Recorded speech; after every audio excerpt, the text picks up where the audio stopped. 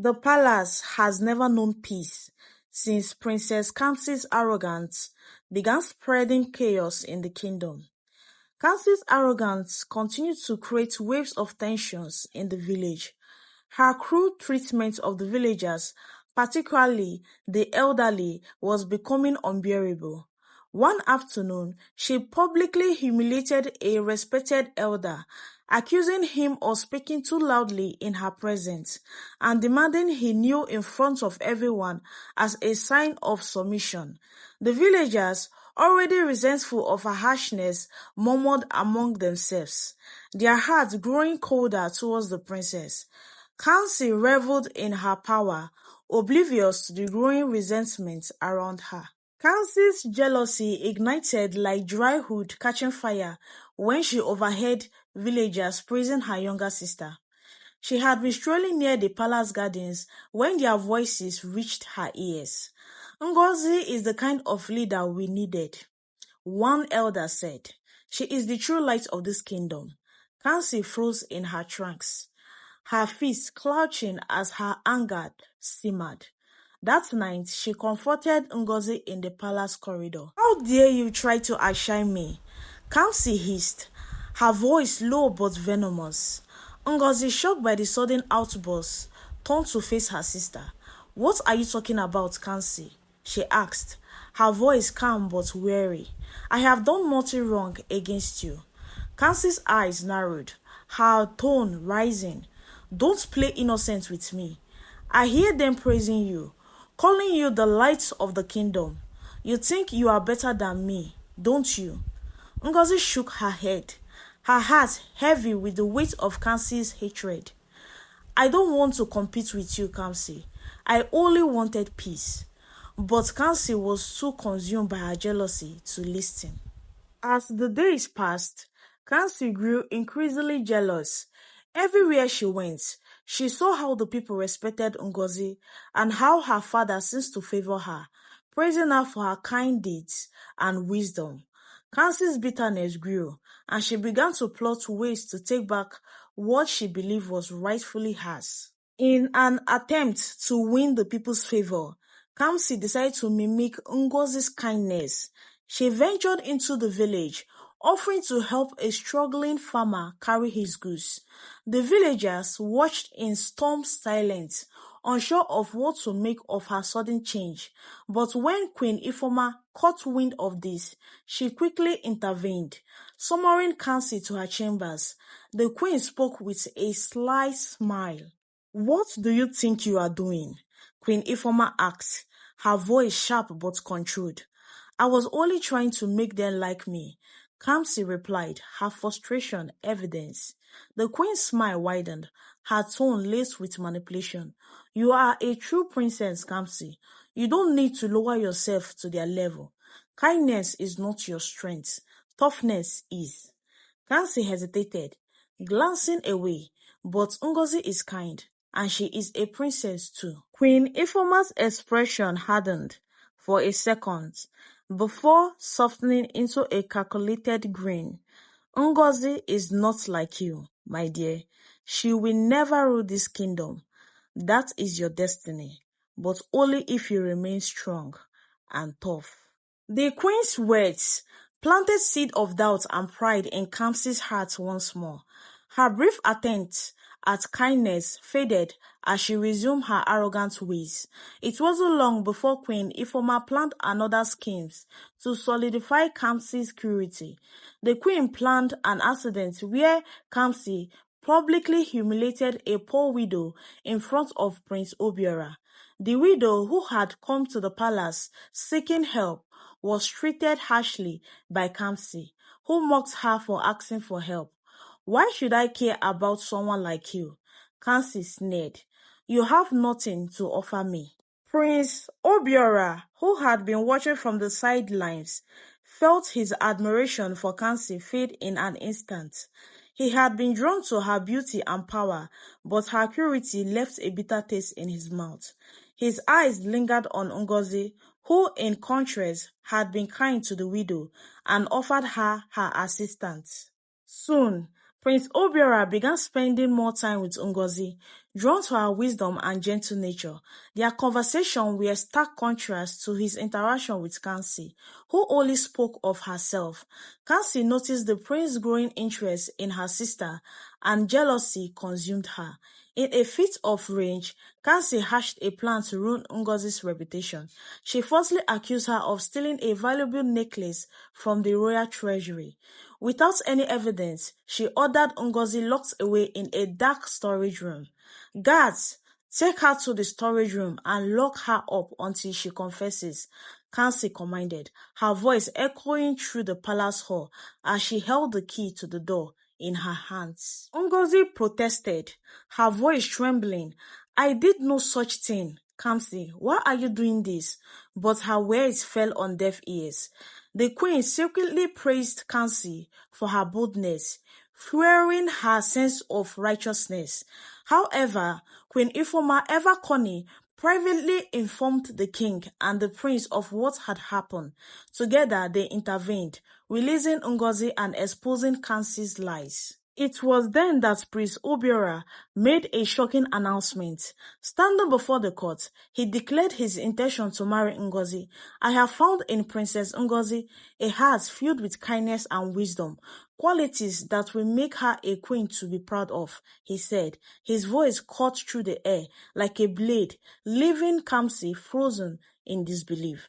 Kansi, watching from a distance, felt the sting of defeat. She had tried to ruin her sister, but it only pushed Prince Obiora further into Ngozi's arms. As the court erupted in celebration, Kansi retreated to her chambers, her heart filled with rage. I will destroy her, she vowed, her voice low and trembling with determination. She will not take what is mine. Never. The palace courtyard was unusually quiet, the late afternoon sun casting long shadows across the tiled floor. King Ezendo sat beneath the great Iroko tree with his most trusted kinsman, Chief Okafor. His voice was low, but the weight of his words was evident. I want to name Kansi as my heir, he began, his tone filled with a father's concern. She is my first daughter, and tradition demands it. But her arrogance and lack of compassion, they trouble me. How can I entrust the future of this kingdom to someone who does not understand the weight of responsibility? Chief Okafor, a man of wisdom and few words, nodded slowly. Your Majesty, a ruler must have both strength and a sense of justice. Kansi lacks balance. Perhaps time and guidance will mold her. Unbeknown to them, Queen Ifoma had been standing in the shadows, her sharp eyes and keen ears taking in their conversation. She stepped into the light with a serene smile, her hands folded respectfully. Ha! Your Majesty, she greeted, bowing slightly. I didn't mean to intrude, but I couldn't help overhearing your words. Perhaps I can offer a suggestion. The king's frown deepened, but he waited for her to continue. Queen Ifoma's smile softened, her tone measured and thoughtful. Perhaps it is time for dramatic measures. Announce in court that Ngozi will be the heir. Kamsi's jealousy will burn, but it might ignite a desire in her to prove herself. She will see this as a challenge to rise above her flaws and show you she is worthy of the throne. The king leaned back, considering her words. He sighed heavily, the burden of his decision evident. Perhaps you are right, he said finally. Kamsi needs a wake-up call, and if this is what it takes, so be it. Behind her composed facade, Queen Ifoma's heart leaped with triumph. Her plan was taking shape perfectly. What the king didn't know was that her suggestion wasn't to help Kansi grow. It was to push her further into a spiral of jealousy and rage. If Kansi self-destruct, Ngozi would ascend the throne without resistance, and Ifoma's influence will reign supreme. Meanwhile, Kansi's jealousy had already reached its boiling point. Ever since Prince Obiора's public declaration of his intention towards Ngozi, Kansi's days had been filled with anger and rage. She found every opportunity to torment her younger sister, making life in the palace unbearable. But Ngozi, with her quiet resilience, refused to retaliate, which only fueled Kansi's anger further. One evening, the king summoned the royal courts to the grand hall. The air was thick with tension as nobles, guards, and servants filled the space. Queen Ifoma stood by the king's side, her expression calm and unreadable. Princess Ngozi entered quietly, her modest demeanor a sharp contrast to Kamsi, who strode in with a cold glare, her chin held high. King Ezendu rose from his throne, his face a mixture of disappointment and determination. The room fell silent as he began to speak. Kamsi, he said, his voice heavy with authority, your actions have brought shame to this family and to this kingdom. You are my first daughter, the one I hope to see rule after me, but your behavior is far from what is expected of a queen. A ruler must inspire respect, not fear. They must uplift their people and not tear them down. Kansi's face turned colder, her fist clenched tightly at her sides, but she said nothing, her silence radiating anger. The king turned his gaze towards Ngozi, his voice softening. Ngozi, he continued, your kindness, humility, and wisdom have not gone unnoticed. You have earned the respect of this kingdom and its people. It is with a heavy heart, but a firm decision, that I name you as the heir to the throne. The hall erupted into murmurs of surprise and approval.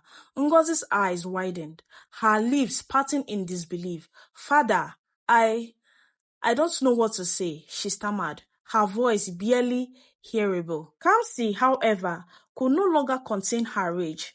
Her shock quickly morphed into a firing glare as she stepped forward, her voice trembling with anger. This is favoritism, she shouted. You have always loved Ngozi more. You never gave me a chance to prove myself. Her words echoed through the hall, silencing the murmurs. The king's expression hardened. You have always had a chance, Kamsi. Time and time again, you have shown that you only care about yourself. This decision is final. Kamsi's eyes burned with unshed tears as she stormed out of the hall, her footsteps reverberating in the stormed silence. Ngozi remained rooted in the place, unsure whether to feel grateful or guilty. Queen Ifoma, meanwhile, kept her expression neutral, though her heart danced with joy. Everything was proceeding according to her plan. Kansi was standing alone in her chambers, her hands clutched into a fist as she stared out the window towards the dark horizon. Her voice was low but filled with venom as she vowed, Ngozi, you will never sit on that throne. I will make sure of it. The queen's chamber was dimly lit with shadows dancing along the walls from the flickering lanterns. Kamsi sat on a low stool, her hands crossed tightly, her face a mark of frustration and doubt. Queen Ifoma paced back and front, her steps deliberate, her expression one of intense calculation. Kamsi, the queen began softly, her voice carrying an almost maternal tone. Do you not see what is at stake? If Ngozi is crowned, your life will mean nothing. Everything you have worked for, all the respect you deserve, will crumble before your eyes. Kamsi sighed, rubbing her temples as though trying to ease the storm in her mind. Mother, I have told you before. Why can't we just get rid of Ngozi? She is the problem. Once she's out of the way, I will take my rightful place. The queen stopped pacing and fixed Kamsi with a sharp glare. No, she snapped, her voice cutting through the silence like a blade. She softened her tone, leaning closer to Kamsi with an air of urgency. Ngozi is not the real threat. The king is. If Ngozi were to die, do you think he would let you rule? No, he would name someone else as the heir or even change the law to ensure you never sit on the throne. Kamsi frowned, confused, etched across her face. But why? Why my father? Why would you want me to harm him? He is my father. Queen Ifoma softened her voice, placing her hand gently on Kansi's shoulder. Kansi, listen to me. This is not about wanting to harm him. This is about survival. This is for your future. The king has already betrayed you by choosing Ngozi. Do you think he will ever change his mind? The only way to secure your place is to remove him. Once the king is gone, you will be the rightful heir, and the council will have no choice but to crown you. Ngozi will be banished, and you will reign as queen. If you don't act, you will lose everything. Do you want that? Kamsi hesitated, her heart pounding. This is my father we are talking about. Your own husband. Your own husband, she said, her voice trembling. How can I betray him like this? It doesn't feel right. And how can you betray your own husband? Why do you want me to kill the king? Why do you want me to kill my father and your husband? Queen Ifoma knelt beside her, her eyes gleaming with forced compassion. I know it is hard, my daughter, but great leader must make sacrifices. The king has shown the entire kingdom he doesn't trust you. Do you want to lose everything to Ngozi? Do you want to be forgotten? Kamsi's heart began pounding in her chest. The thought of harming her father made her stomach turn, but the queen's words lingered in her mind. Why do you want Dad gone? Don't you like Dad? What if this doesn't work? What if someone find out? She said, I have loved your father for many years now, and your father never loved me back. He's in love with someone else, Queen Ifoma said, and they won't find out. Queen Ifoma reassured her, her voice calm and persuasive. I have thought of everything. All you need to do is slip this powder into his evening wine. It will look like he passed peacefully in his sleep. No one will suspect a thing, and by morning, the throne will be yours. Kansi was in disbelief, but she remembered how the king was always treating the queen like a stranger. Kansi stared at the porch, her resolve wavering as if working herself against her own conscience. She closed her fist around it. Her expression hardened. Fine, I will do it.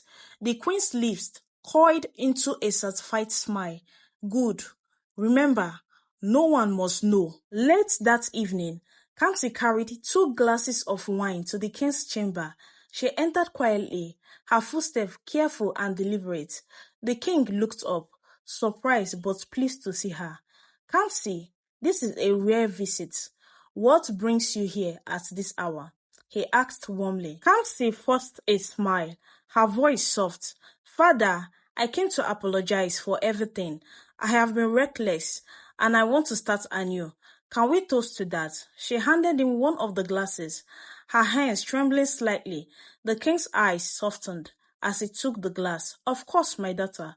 It's never too late to change. They raised their glasses, and the king took a long sip.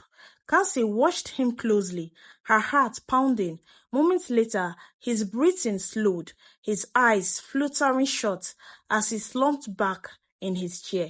Kansi leaned forward, shaking him gently. Father, she whispered, her voice shaking, but the king didn't respond. The realization hit her like a blow, and her breath quickened.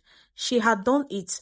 As she stepped out of the chamber, her hands trembling, Queen Ifoma appeared in the hallway, her eyes bored into Kamsi's, sharp and calculating. Is it done? She whispered. Kamsi nodded, her voice barely hearable. It's done. Suddenly, the queen pushed past her and burst into the king's chamber, letting out a heart-wrenching scream. Guards, guards, come quickly, she yelled, her voice echoing through the palace hall. Kamsi's eyes widened in shock. Mother, what are you doing? She hissed, rushing to her side. Do you want them to catch us? The queen turned to her, her face calm but her voice low and calculating. Trust me, Kamsi, this is all part of the plan. When the guys arrive, play along. I will handle everything. Before Kamsi could respond, the sound of hurried footsteps filled the air. The guards stormed into the room. The moment they arrived, their faces were filled with horror at the sight of the lifeless king. Queen Ifeoma turned to Kamsi, her expression a mask of grief and betrayal. "Kamsi," she screamed, "what have you done?" "What?" Kamsi gasped, her voice rising in disbelief. The queen pointed to Kamsi, trembling dramatically. "I saw her carrying the wine. She must have poisoned him." The guard's eye turned to Kamsi, who stood frozen in place, the small pouch of poison still clenched in her hand. "Take her!" the queen shouted, her voice filled with forged horror. Before Kamsi could defend herself, the guards seized her, dragging her through the palace halls. Villagers gathered outside. As the news spread like wildfire, the guards held up the pouch of poison, declaring her the murderer of their beloved king. Kamsi was being paraded through the village as the town crier announced her trial. The villagers' shocked whispers turned into angry murmurs. From a distance, Queen Ifeoma watched the scene unfold, a satisfied smile playing on her lips. "The throne is ours," she murmured to herself. The courtroom was packed with villagers, their faces filled with anger, curiosity, and judgment. Kansi knelt in the center, her hands bound with chains. Her teary face a mark of desperation. The trial had begun, and all eyes were on her. "Mother," Kansi cried out, turning to Queen Ifeoma, who sat majestically among the council. "Please help me. Tell them I didn't mean to do it." Queen Ifeoma rose slowly, her face twisted into a mask of righteous rage. "Stop calling me your mother," she spat, her voice echoing through the courtroom. "I am not your mother, you witch." Kamsi froze, her eyes wide with disbelief. "What do you mean?" she whispered. Queen Ifeoma's voice rose, carrying an air of righteousness. "Your mother," she spat, "was a thief and a prostitute. She tricked the king into fathering you, and now her bloodline has cursed you with wickedness." The crowd murmured in shock, and Kamsi froze, unable to process the word. "What are you talking about?" she screamed. The queen turned to the crowd, her crocodile tears streaming down her face. "I tried to save her. I tried to raise her to be a good child, but she defied me at every turn, insulted me because her father loved her, and now look at what she has done. She is a curse, just like her mother." "What are you talking about?" Kansi screamed, again, her voice breaking. "You are a liar. You told me you loved me. You used me." The queen ignored her and addressed the crowd, her voice trembling with fake sorrow. "Kansi, she is not my daughter. She is the child of a prostitute, a thief who tricked the king into sleeping with her. Her mother's bloodline is tainted with deceit and wickedness, and now it has poisoned her too." Murmurs rippled through the crowd as the queen wept dramatically. Kamsi's heart shattered as she realized the extent of Ifeoma's betrayal. "You lied to me," she screamed. "You ruined me," Kamsi cried, as realization that the queen was abandoning her began to sink in. Desperate, Kamsi turned to the crowd. "She is the one who planned all this. She made me do it." Queen Ifeoma burst into dramatic cry. "Lies! All lies," she cried, tears streaming down her face. "How could I, a mother, plot such an atrocity? She is the child of a deceitful liar." Kamsi's cries fell on deaf ears. The villagers murmured among themselves, some shaking their heads in disgust. "No wonder she never inherited the queen's good behavior," one elder muttered. "She is the reason for our misfortunes." Ngozi, sitting beside her mother, watched the scene unfold with a mix of confusion and guilt. She knew her mother had always supported Kansi's wrongdoing, yet here she was, painting herself as a victim. As she rose to speak in Kansi's defense, Queen Ifeoma leaned closer, her voice a chilling whisper. "Don't you dare. I did this for us. Your father never cared for me or you. Everything I have done was to secure our place." Ngozi's heart ached. She had never wanted the throne, just her mother's love. But now, seeing Kansi broken and betrayed, she felt pity for her stepsister. Still, she remained silent, unwilling to undo her mother's sins. Kamsi, crying uncontrollably, shouted, "She used me. It wasn't my intention. I took all her advice. I didn't know she was never my mother. Please believe me, she used me." But the villagers only looked at her with anger and resentment. Suddenly, a cold wind swept through the courtroom, and the air grew heavy across the crowd as the ghostly figure of the king appeared, his face stern and sorrowful. "Ifeoma," he bellowed, his voice thundering like a storm. The queen's face paled as she tried to step back, but she was frozen in place. The king's spirit held a whip, and with heavy strikes, Queen Ifeoma screamed in agony. "Confess your sin," he commanded. "Tell them what you have done." Queen Ifeoma's confident facade scattered. She began to scream as the cane struck her, though no one else could see the blows or the king. Unable to bear the pain, Ifeoma fell to her knees, crying out, "Stop, stop, stop! I will confess," she cried, her voice ragged with pain. The villagers watched in stunned silence as the queen revealed the truth, through her tears and terror. "Yes, I did it," she shouted. "I used Kansi to destroy the king because I wanted my daughter Ngozi to rule. I wanted revenge against Kansi's mother, the king's lover, and the king. I used Kansi to ensure Ngozi would take the throne. I hated Kansi's mother and the king, who always treated me like a stranger. She was a nobody, yet she held his heart, even after her death." Many years ago, the young king had fallen in love with a kind and noble woman from a poor home. Despite her lowly status, she had captured his heart. However, the king's mother strongly opposed the union. "She is not fit to stand by your side," the queen mother had said, her voice dripping with disdain. "She will bring shame to our family. You must end this nonsense at once." But the king had already made his choice. The woman was carrying his child. He had hoped that when the baby was born, he would use the child to soften his mother's heart. The pregnancy was kept a secret from the queen mother, who would have done everything in her power to harm the woman and her unborn child. The king was determined to protect them, but fate had other plans. The day of the child's birth was bittersweet. The king's lover gave birth to a healthy baby girl, Kamsi, but she passed away shortly after. Grief-stricken, the king held his newborn daughter, swearing to protect her. As the king mourned, the queen mother brought forth another woman, Ifeoma, a suitable candidate to be his bride.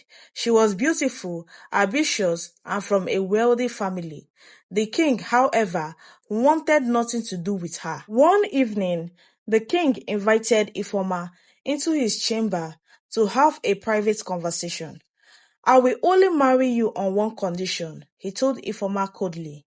"You must raise my daughter as your own. You must love her, care for her, and protect her. No one, not even my mother, must know she is not your child, not the council, not the villagers. This must remain a secret between us. That is how you will keep your position in this palace. If I see you mistreat her or fail to protect her, I will cast you out of the palace." Ifeoma, desperate to secure the crown, agreed. She believed that with time she would win the king's heart, but her dreams were shattered. The king's love for Kamsi and his devotion to the memory of her mother only deepens Ifeoma's resentment. She was merely a political pawn in his life. Her position as queen came with no affection, no respect, just the name. Determined to have a child of her own, Ifeoma resorted to deception. She drugged the king, forcing him to seal their marriage, and the king hated her even more. 9 months later, she gave birth to Ngozi. But even then, the king's heart remained with Kamsi and her late mother. His indifference to Ifeoma only fueled her hatred, and Even the birth of her own daughter could not win the king's affection. His love for Kansi and his devotion to the memory of her mother only deepened Ifoma's bitterness. Queen Ifoma watched from the palace window as the king played with Kansi, his laughter ringing out joyfully. No matter how hard she tried, his heart remained with Kansi, the daughter of his lover. Even after giving birth to Ngozi, Ifoma saw the king's indifference. He followed tradition with her, but gave his love and dreams to Kamsi. One day, she overheard him in council declaring, Kamsi will rule the kingdom. She has my wisdom and her mother's strength. Ngozi is not suited for the throne. Those words shattered Ifoma. No matter how loyal or good she was, the king would never see her or Ngozi as family. That night, she vowed to change their fate. If the king won't secure your future, I will, she whispered to Ngozi as she slept. You deserve the throne, and I will make sure it is yours. From then on, Ifoma masked her resentment with kindness. While plotting Kamsi's downfall, she gained the council's trust, slowly tarnished Kamsi's name, and taught Ngozi how to be kind and gentle. The king's favoritism had left Ifoma no choice. If he refused to see her words, she would force him to, no matter the cost. I hated Kamsi, Ifoma admitted bitterly. She reminded me every day that the king will never love me. I did everything to break her, to make her wicked and unloved, so my Ngozi would take her place. The villagers erupted in anger. Their once blinded loyalty to the queen turned to hatred. You are a wicked woman, one man shouted. Ngozi, now understanding the depth of her mother's schemes, felt torn. She whispered, I never wanted this, mother. Your love was enough. But Ifoma only looked at her with pleading eyes. Kamsi, broken, hurt, and regretful, turned to the queen one last time. You destroyed me, she whispered, tears streaming down her face. You destroyed my life. The queen laughed bitterly, her eyes cold, and you were foolish enough to let me. As the guards dragged Kamsi towards her execution, she demanded one final moment with Queen Ifoma. Standing before Ifoma, Kamsi, teary face, twisted with rage. You made me a monster, she whispered. Before anyone could react, Kamsi lunged forward and bit the queen's ear, tearing it violently, blood pouring down the queen's face as she screamed in pain. This is for what you made me do, Kamsi hissed, her voice low and venomous. I will haunt you for the rest of your miserable life. The guards pulled her away, and Kamsi was executed at dawn. Queen Ifoma, now scarred and broken, was banished from the kingdom into the forest. The villagers turned their back on her as she was escorted out, her once loyal followers now disgusted by her betrayal. Ngozi reluctantly took the throne, marrying Prince Obiora. Though she ruled justly, she carried the weight of the tragedy that had brought her there. Every decision she made was haunted by the memory of her stepsister, Kamsi, and the dark legacy left by her mother.